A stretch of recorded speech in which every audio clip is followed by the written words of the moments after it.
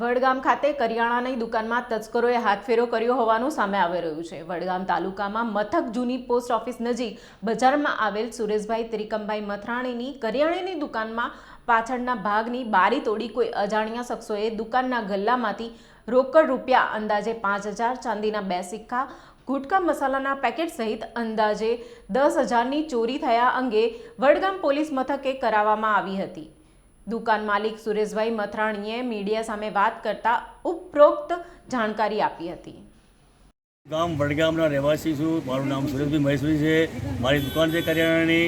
મારી દુકાનમાં રાત્રિના સમયે અજાણ્યા તસ્કરો આવી અને દુકાનના પાછળના ભાગમાં બારી તોડી અંદર પ્રવેશ કરી રોકડ રકમ 5-7 હજાર રૂપિયા તેમજ કરિયાણાનો સામાન અને 2 ચાંદીના સિક્કાની ચોરી કરેલ છે। તો મારી વડગામ પોલીસ સાહેબને સત્વરે વિનંતી છે કે તમે લોકો વડગામના જો ચોક પડતા હોય ત્યાં સીસીટીવી કેમેરા લગાવો અને તેમજ અઠવાડિયામાં 2-3 વખત પેટ્રોલિંગ કરો, એવી મારી વિનંતી।